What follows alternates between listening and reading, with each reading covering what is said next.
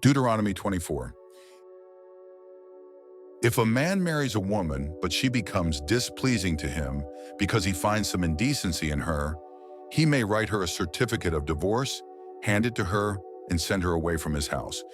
If, after leaving his house, she goes and becomes another man's wife, and the second man hates her, writes her a certificate of divorce, hands it to her, and sends her away from his house, or if he dies, then the husband who divorced her first may not remarry her after she has been defiled, for that is an abomination to the Lord.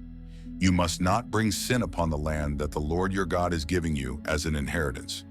If a man is newly married, he must not be sent to war or be pressed into any duty. For 1 year he is free to stay at home and bring joy to the wife he has married. Do not take a pair of millstones or even an upper millstone as security for a debt, because that would be taking one's livelihood as security. If a man is caught kidnapping one of his Israelite brothers, whether he treats him as a slave or sells him, the kidnapper must die.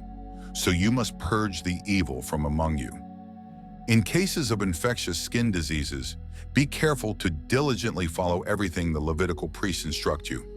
Be careful to do as I have commanded them. Remember what the Lord your God did to Miriam on the journey after you came out of Egypt.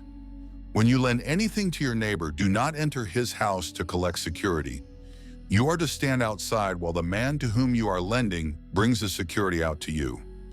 If he is a poor man, you must not go to sleep with the security in your possession. Be sure to return it to him by sunset, so that he may sleep in his own cloak and bless you. And this will be credited to you as righteousness before the Lord your God. Do not oppress a hired hand who is poor and needy, whether he is a brother or a foreigner residing in one of your towns. You are to pay his wages each day before sunset, because he is poor and depends on them. Otherwise, he may cry out to the Lord against you, and you will be guilty of sin. Fathers shall not be put to death for their children, nor children for their fathers.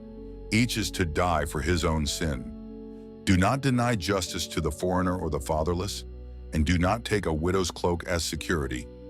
Remember that you were slaves in Egypt, and the Lord your God redeemed you from that place. Therefore, I am commanding you to do this. If you are harvesting in your field and forget a sheaf there, do not go back to get it. It is to be left for the foreigner, the fatherless, and the widow, so that the Lord your God may bless you in all the work of your hands. When you beat the olives from your trees, you must not go over the branches again. What remains will be for the foreigner, the fatherless, and the widow.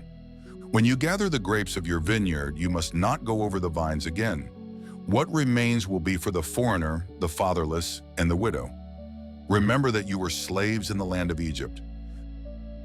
Therefore, I am commanding you to do this. That concludes today's reading. Thank you for being part of this holy journey. In these days when Christianity is tested and truth is dimmed by the noise of the world, your presence here matters more than ever. May these words strengthen your spirit, guide your steps, and remind you that you are never alone. Until next time, may the Lord bless you and keep you. Go in his peace.